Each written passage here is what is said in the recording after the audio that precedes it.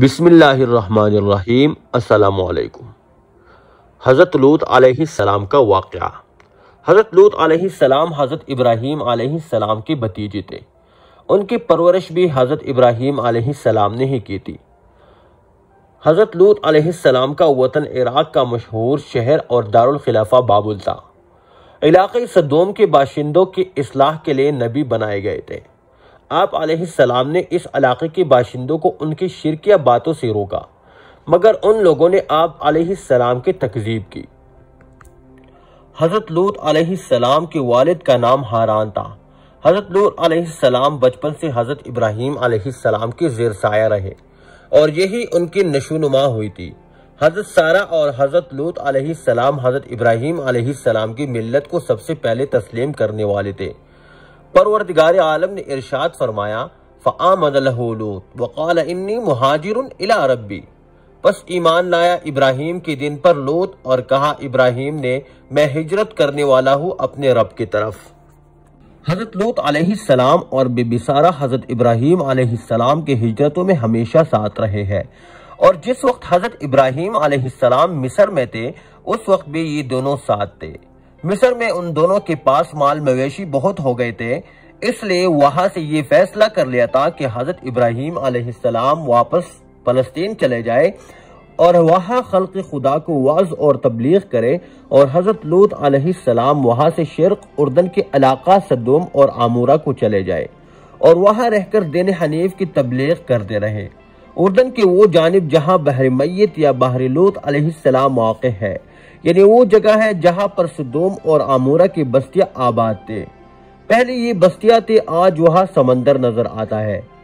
پہلے یہ خشک زمین پر شہر آباد تھی اور یہ شہر پہلی اونچی جگہ تھی، لیکن جب قوم لوط پر عذاب الہی آیا، زمین کا تختہ الٹ دیا گیا اور سخت زلزلے اور بونچال آئے تو زمین سمندر سے 400 میٹر نیچے چلی گئی اور پانی اوپر چڑھ آیا، اس لیے اس کا نام بحر میت اور بحر لوط علیہ السلام مشہور ہوا۔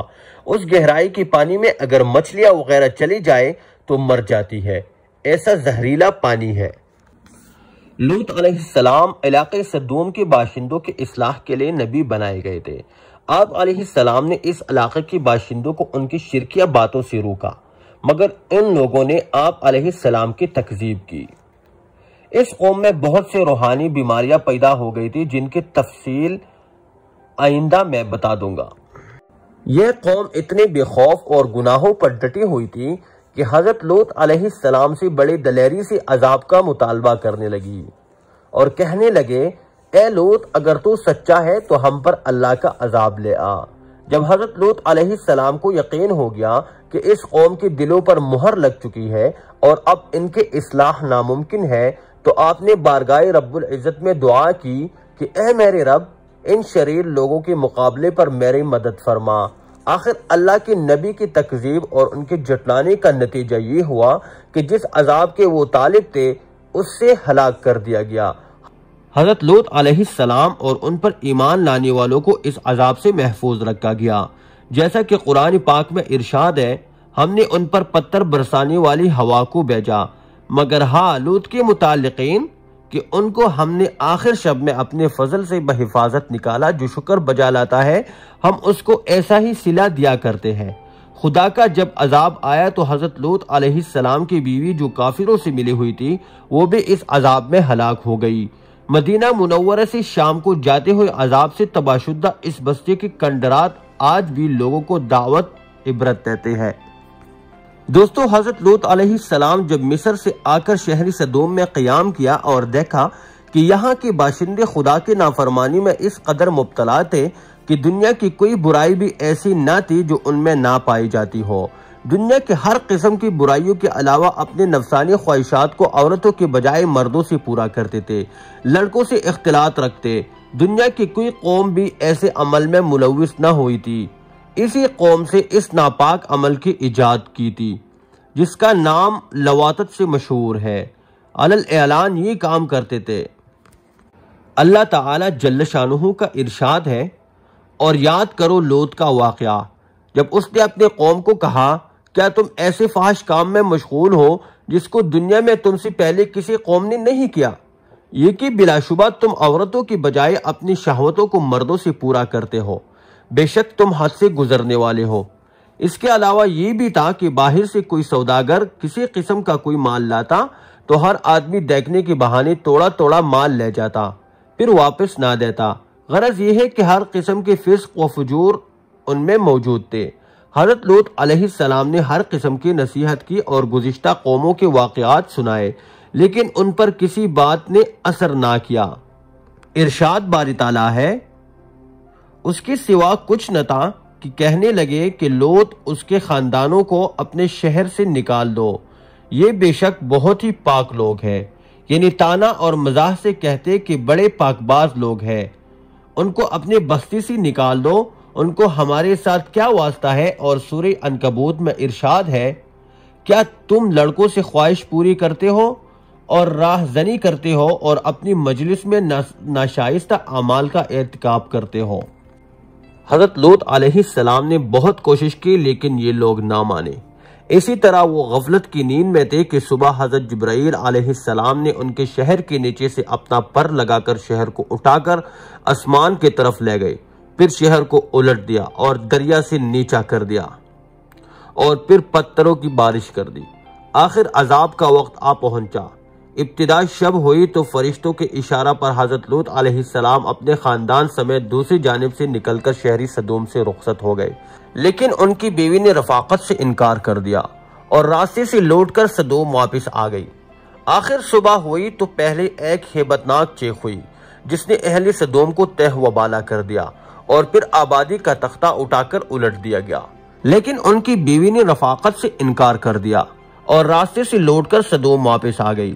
آخر صبح ہوئی تو پہلے ایک ہیبت ناک چیخ ہوئی جس نے اہل سدوم کو تہ و بالا کر دیا اور پھر آبادی کا تختہ اٹھا کر الٹ دیا گیا، پھر پتھروں کی بارش نے ان کا نشان تک مٹا دیا، اور وہی ہوا جو گزشتہ قوموں کے ساتھ ان کے نافرمانی اور سرکشی کی وجہ سے ہو چکا تھا۔ اور فرشتوں نے یہ بھی کہا تھا کہ جاتے وقت پیچھے کو مڑ کر کوئی نہ دیکھے۔ بعض روایات میں آیا ہے کہ حضرت لوط علیہ السلام کی بیوی نے پیچھے مڑ کر دیکھا تو فوراً اس کو ایک پتھر لگا اور وہ ہلاک ہو گئی۔ اللہ تعالیٰ نے ارشاد فرمایا کہ قوم لوط بڑی مستی میں تھی، البتہ تیری زندگی کی قسم یہ لوگ اپنے بدمستیوں میں کھو چکے ہیں، تمہاری باتیں ماننے والے نہیں۔ غرض سورج نکلتے نکلتے ایک ہولناک آواز نے انہیں پا لیا، بس ہم نے وہ بستی زیر و زبر کر دی اور کنکری دار پتھروں کی ان پر بارش برسائی۔ بے شک اس واقعہ میں اس لوگوں کے لیے بڑی نشانیاں ہیں جو حقیقت کی پہچان رکھتے ہیں، یعنی سمجھدار لوگوں کے لیے اس قصے میں بڑی عبرت ہے۔ اور سورہ ہود میں بھی ایسا ہی فرمایا کہ بے شک ان لوگوں کے لیے عذاب کا مقرر وقت صبح کا ہے اور صبح آنے میں دیر نہیں۔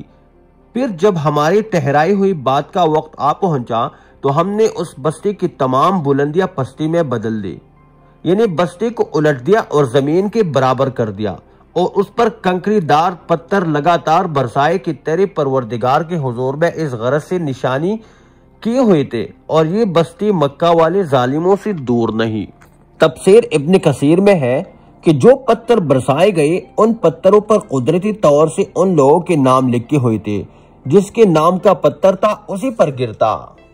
یہ پتھر ان کے شہروں پر بھی برسے اور جو لوگ دوسرے دیہاتوں وغیرہ میں گئے ہوئے تھے ان پر بھی وہی گرے، ان میں سے جو جہاں تھا وہی پتھر لگنے سے ہلاک ہوا، کوئی کڑا تھا، کوئی بیٹھا تھا، کوئی کسی سے باتیں کر رہا تھا، وہی آسمان سے پتھر آیا اور اسے ہلاک کر گیا۔ غرض یہ کہ ان میں اس زمین پر کوئی نہ بچا۔ مذکور ہے کہ ان کی 4 بستیاں تھے اور بستی میں 1,00,000 آدمیوں کی آبادی تھی۔ ایک روایت میں ہے کہ 3 بستیاں تھیں، بڑی بستی کا نام سدوم تھا، یہاں کبھی کبھی حضرت ابراہیم علیہ السلام واعظ و نصیحت فرمایا کرتے تھے۔ تو دوستو اب تک کے لیے یہی کافی ہے۔ اللہ تعالی ہم سب کا حامی و ناصر ہو، اللہ تعالی ہم سب کو اپنے حفظ و امان میں رکھے۔